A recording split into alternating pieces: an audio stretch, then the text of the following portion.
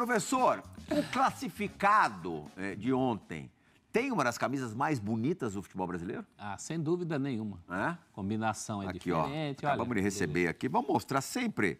Nada de especial. A gente não vai sortear essa camisa, tá, gente? Não. É só pra... É nossa, então. Hã? Vamos sortear entre a gente aqui. Bom. O Leão já falou que ele abre mão da participação dele no sorteio. Acho que são lembranças ali de meados dos anos 90. O time dele e o Grêmio eram na época a grande rivalidade do país. Sabe quem vai gostar dessa camisa? Fernandinho do Cavaco, nosso espectador assíduo. Ele tem uma parecida de um outro momento do Grêmio. Vamos ouvir os técnicos que participaram desse primeiro duelo de quartas de final da Copa do Brasil, definido na noite de ontem, apesar da demora para começar o jogo, por conta da chuva, do ciclone, do campo encharcado. Vamos ouvir o que disseram Renato Paiva e Renato Gaúcho, Portaluppi. Não queira saber as palavras no vestiário. Carinho não foi. Eu faço bastante carinho nesse grupo. Mas no vestiário não foi nada de carinho, não. A dura, o puxão de orelha normal. E acertamos. Acertamos justamente isso que eu falei. A gente estava dando muito espaço para a equipe do Bahia. A gente estava deixando eles dominarem a bola para ir na marcação. Já saía o jogador sempre vendido. E jogadores habilidosos, rápidos, que eles tinham no ataque também. Então, eles tiveram muita liberdade. E, inclusive, na hora do gol também, muita liberdade. Então, nós acertamos muita coisa no intervalo do jogo. Nós voltamos... E outra, os 3 jogadores tinham que acordar para o jogo. Senão, eu falei, 5 minutos vai sair. Não tem tempo. Você tem que ter a entrega, tem que ter o foco no trabalho. Então, foi nesse sentido aí. A gente corrigiu o que tinha que corrigir. E... aquele sininho no ouvido de alguns, aí eles acordaram. E o time foi outro no segundo tempo. Hoje, quem esperava aqui um massacre, entre aspas, o ascendente em alguma parte, em alguns momentos do jogo do Grêmio é normal, porque joga em casa, porque é uma grande equipa e porque tem muita qualidade, em especial no seu ataque, mas esse massacre não existiu. Nós conseguimos sempre equilibrar o jogo, jogar olhos nos olhos, criar as nossas oportunidades. Acabámos por novamente nos detalhes, não passar esta eliminatória, mas eu reitero aquilo que digo, tenho um orgulho extraordinário neste grupo de jogadores. O semblante do Renato, amigos, depois da classificação garantida, depois do último pênalti desperdiçado pelo Bahia, realmente não era dos mais animados, né?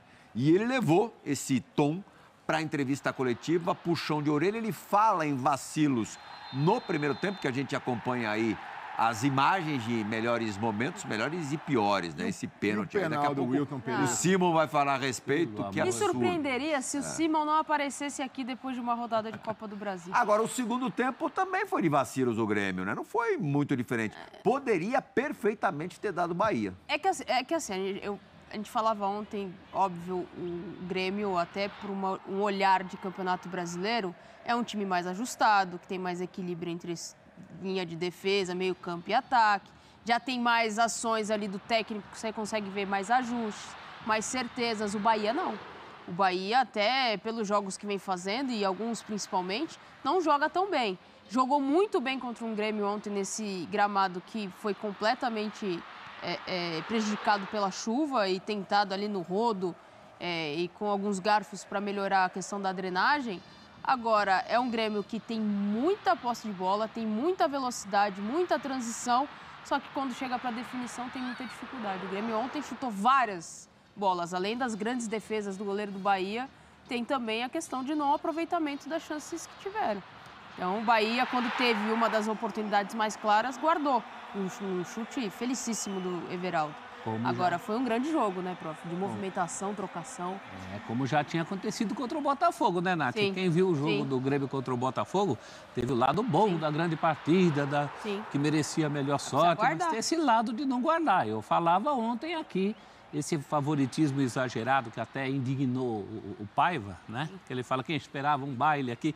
Realmente se falava muito, se fazia muito essa análise do time de G4 no Brasileiro contra o time que beira a zona do rebaixamento. Quem assistiu as 3 partidas sabe que o Grêmio teve dificuldades em todas elas.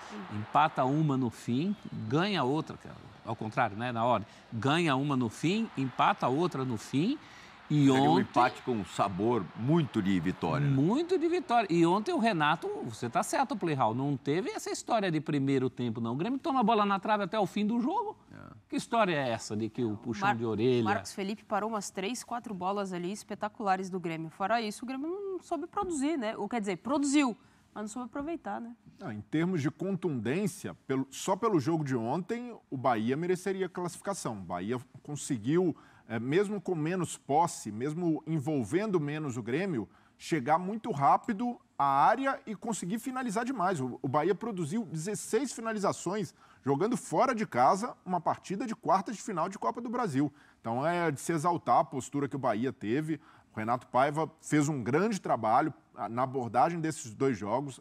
É bom lembrar que antes as equipes se enfrentaram pelo Brasileiro e o segundo tempo, naquela partida em que o Grêmio venceu, o Grêmio dominou, o Renato conseguiu ali achar soluções, o Grêmio voltou muito melhor que o Bahia e o Renato Paiva tirou lições daquele jogo, levou para a Copa do Brasil, o Bahia evoluiu e o jogo de ontem é para se exaltar e para se levar adiante para o Campeonato Brasileiro a postura que o Bahia teve. Só falar mais um pouquinho do Bahia, detalhes de uma classificação, ou no caso do Bahia, de uma eliminação. O Cicinho tinha errado no gol do Grêmio. E você também percebia, olhando para a expressão do Cicinho antes da cobrança de pênalti, que ele não estava legal para bater. Não era o cara mais indicado. O cara que erra no jogo, por mais que tenha um bom aproveitamento em treinamentos, em cobranças de pênalti, tem que bater pênalti. Mas ele tem que falar, né? Ele teria que falar. Mas geralmente acontece... Mas a sensibilidade não tem que partir de quem comanda? Principalmente hoje, Nath, que você não precisa mais da lista de batedor. Você pode trabalhar com isso no durante. Eu acho que esse foi o grande pecado, por exemplo, do Brasil na Copa do Mundo, né? Deixar nos pés de um zagueiro a decisão e não utilizar o Neymar. Não é questão de ser primeiro, é questão do cara bater. E nesse caso, o contrário. Eu iria adiando para não expor. Mas ali... Quem sabe acaba... Mas eu não consigo colocar a parcela só no Renato Paiva, porque vai muito do sentimento do jogador. Se o jogador falar, não, eu vou, professor.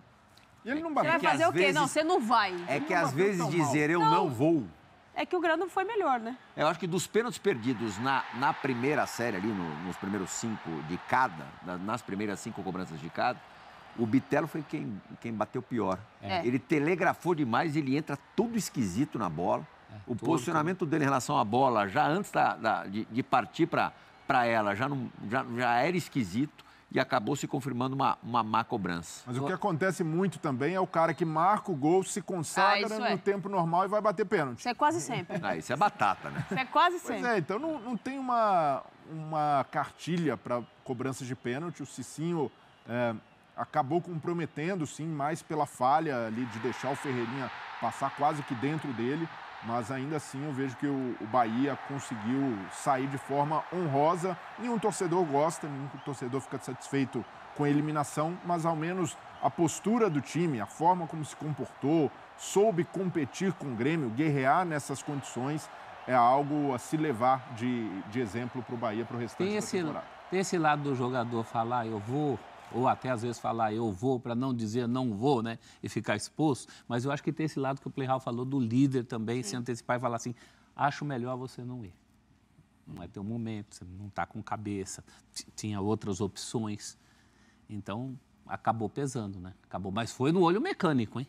Classificação do Grêmio. O desgaste emocional que esses jogadores todos tiveram ontem, eu ficava imaginando ontem naquela espera, no aguardo, se ia ter jogo ou não. Em que condições? Condições ruins a gente sabia que seriam, mas talvez pudessem ser até piores do que a gente viu. O cara ali no vestiário, que não atrapalha aquecimento, ansiedade. Mesmo a preparação psicológica do jogo, é quase que uma tortura, né? O protocolo e a conversa da arbitragem do delegado para dar um parecer ali também muito ruim, eu acho que foi uma condução muito equivocada. Sim. Porque isso já era avisado pelo menos um dia antes. Pelo governador um dia antes. Um dia antes. O prefeito pediu adiamento. Então as coisas tinham que ter sido planejadas de uma forma melhor, né? A questão de estrutura, o que ia ser feito, o que não ia ser feito. Enfim, e mesmo a preocupação com o público. Exatamente. Né? Teve 35 mil pessoas que encararam o ciclone. Firmes ali. Os arriscaram, riscos. né? Arriscaram. E menos mal que cronologicamente deu para encaixar o jogo, né? Sim. As coisas aconteceram que deu para ter uma hora. O Bahia tinha a volta marcada para madrugada. Sim. De quarta para quinta. Então, a logística ia mudar toda. Tem Campeonato Brasileiro na sequência, o Grêmio folga, mas o Bahia joga. Mas no meio da semana que vem, nenhum dos dois joga, né? Exato. Então, poderia ter se pensado de uma outra forma. É o que eu falei, tinha sido avisado um dia antes. Mas não. O Bahia já estava lá, né? O Bahia viajou na terça-feira, né? Mas poderia ter sido feito de uma outra forma. Então, acho que toda a estrutura e tudo que foi pensado poderia ter sido... Isso é resultado do que a gente tem visto também dentro do gramado com a arbitragem. Essa desorganização, faz tudo ali, ó, vai fazendo, vai levando, vai empurrando. Essas coisas que a gente acompanha no futebol Ferreirinha, brasileiro. mais um jogo bem convincente dele que está voltando, né? A gente até vai mostrar números do Ferreirinha, ações com a bola. Isso são números desde o momento em que ele entrou. 30, foi o segundo que mais participou. Ações na área do Bahia, 6. Progressões com bola, também 6. Chutou 2 vezes, uma vez de forma correta. Driblou 2 vezes, talvez seja a principal característica deste ponto. E criou uma oportunidade. O Grêmio reconquista um atleta? Importante a volta dele, ficou muito tempo parado, voltou contra o Bahia pelo Campeonato Brasileiro também. Fazendo a jogada do gol da vitória. Do gol da vitória. Então, é importante, principalmente pela característica que o Ferreirinha tem. Esse 1 contra 1, a velocidade pelo lado. Poucos jogadores do Grêmio têm condição de fazer uma jogada como essa, porque não é característica. O Grêmio tem característica de jogadores de aproximação, de toque de bola. Até mesmo o Vina, que entra no segundo tempo, e o Vina, em alguns momentos, foi até utilizado como um falso 9, é jogador de toque, de bola no chão e não de arrancada, e não de quebra de linhas. E por mais que um time tenha essa característica, o Renato de 2017, 2018 no Grêmio, tinha um time muito técnico, mas, ao mesmo tempo, sempre teve jogadores como o PP, como Everton, Cebolinha, que você usa como desafogo, você usa como escape e velocidade pelo lado. Então é importante ter o Ferreirinha de volta, até por essa escassez de opções no Grêmio. O Grêmio hoje não tem uma alternativa ao Luis Soares, e a saída agora do Vina aumenta a urgência de buscar um jogador com essas características.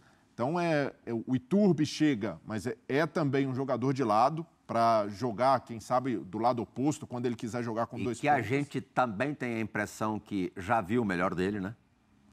Então, ainda chega como uma incógnita, precisando se provar, mas é fundamental para o Renato, nessa queixa ele tinha total razão, de precisar de um jogador de velocidade, porque por mais que você tenha o Reinaldo, que apoia muito, é um jogador consegue dar essa contundência pelo lado, não é um ponta, não é um cara com característica de drible, por exemplo. Então eu vejo que é um grande acréscimo ter o Ferreirinha de volta, mas também Iturbe, ter mais opções, e ainda vejo como uma carência, uma alternativa ao Soares, até para descansá-lo e até mesmo para fazer uma função ali, jogar mais próximo com ele eventualmente. Todo mundo sabe que o Ferreirinha é a bola da vez dessa fabriquinha de abridor de latas do Grêmio aí, né? Que vem do Cebolinha, passou pelo PP, tinha sempre o desafogo. Que a gente pensou que tinha passado da vez dele, né? O problema dele é mais físico e sequência, né? Precisa ter essa sequência. O Renato, em coletivas, já falou do homem de lado, na falta de outro, no elenco é o que ele tem. É um jogador importante. Eu sei que tem gremistas que têm um pé atrás, o nosso Borel Imortal tinha um pé atrás com o Ferreirinha, mas era muito mais pela falta de sequência, né? Ele precisa de sequência. Voltou muito bem, voltando, né?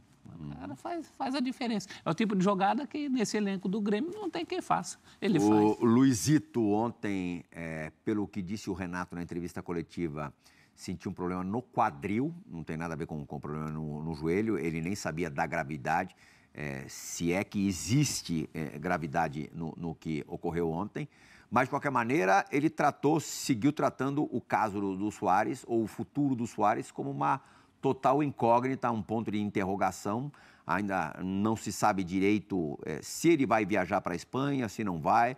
Agora, o Renato também disse na coletiva, já se cogita fazer o tratamento aqui no Brasil mesmo, o mesmo tratamento que ele faria em Barcelona. O próximo jogo é só daqui a 10 dias, né? Já que o Grêmio não joga no final de semana por conta de jogo adiado. Seria contra o América? Não, contra o Corinthians. Seria o jogo contra o Seria Corinthians. Contra o Corinthians mesmo. América, contra o América é o Vasco. O Corinthians joga com o América pela Copa do Brasil só no sábado, né? O Grêmio acabou tendo o seu jogo de final de semana adiado, então vai ter um tempo maior aí de preparação para a próxima rodada do Brasileirão. E o Suárez na história? Então, essa questão do quadril, aí um fisiologista, um médico vai poder responder melhor, mas, querendo ou não, há uma interferência em relação ao joelho, porque ele descompensa. Porque muitas vezes o jogador, quando sente dor... Não sei se foi pancada. Não, às vezes o jogador, quando sente dor, ele tenta tirar um pouco o peso de uma perna para jogar mais para uma outra. Isso, querendo ou não, descompensa o todo, né?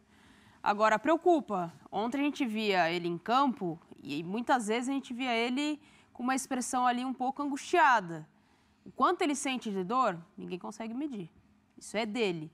Agora, tem que ter um cuidado. É o que o professor sempre fala e usa, né? Se souber usar, não vai faltar. É isso. O Suárez vai ter que dosar muito bem. É Campeonato Brasileiro e Copa do Brasil. Campeonato Brasileiro, qual jogo eu posso descansá-lo? 2 rodadas seguidas eu vou descansá-lo. E esses 10 dias aí, Nath, isso aí é ouro, hein? Tem que aproveitar bem isso aí, porque o calendário do futebol brasileiro... Principalmente o Suárez, né? Você ter esses 10 dias, decide ver o que aconteceu ontem, né? Se tiver que ir para Barcelona para fazer o melhor, vai de uma vez, deixa o cara satisfeito, porque também é o médico dele, né? Não, mas o Lugano falou pra gente no resenha da rodada de segunda-feira que já fez esse mesmo tratamento com esse mesmo médico. E ele é rápido. Na verdade, é célula-tronco. Injeta ali, é tratamento ortomolecular, né? Sim. E na verdade, a partir dessa injeção, o sujeito suporta, não que maqueie ele mascara a dor, um pouco a dor. Mas o desinchaço diminui bastante e ele consegue, por um longo tempo, jogar sem tantas dores, com dores administráveis. Coisa de 1 ano e 1 ano e meio, não é? Não é um botox que dura 4 meses, professor. Sei, é mais que um botox. Tem uma durabilidade maior. Quer dizer, pode, de repente, resolver. A gente torce para que seja uma medida que realmente torne a vida do Suárez e do gremista melhor. Eu não lembro qual ex-jogador falou, mas que a maioria dos jogadores jogam com dor. Todos, né? Em grande parte. Atleta de alto nível. Em grande parte. Pratica o atleta a sua de alto atividade nível. com dor. Exatamente. Mas se puder minimizar até para tirar e extrair o melhor do Suárez, fico imaginando ele com menos dor, professor. O Oscar, não vai dar de trabalho. Schmidt, mão santa, que dizia, né, que a dor faz parte do uniforme do atleta. Dores do ofício. Mas dores administráveis, né? Antigamente, quem tinha problema no joelho fazia as famosas infiltrações, que resolvia ali para um jogo, mas depois o cara sofria muito. Se temos essa possibilidade aí do Botox de longa duração, vamos nessa, gente. A gente quer ver o Suárez bem. Mas é que o Suárez não tem reposição. Isso dificulta demais, porque não consegue dosar. Tem um Diego Souza, como tinha antes, você não é o Suárez, mas ainda assim vai ter um cara que é da posição, que é confiável. O Grêmio hoje só tem o André. O André é jovem ainda, precisa ser melhor trabalhado. Não segura, né? Não dá para segurar a bronca como titular. Mas eu acho que valeria o investimento de mandar ele para Barcelona arrumar isso aí. Falar, vai lá, eu pago, vai. Sim. Para você ter o melhor dele para o segundo semestre agora.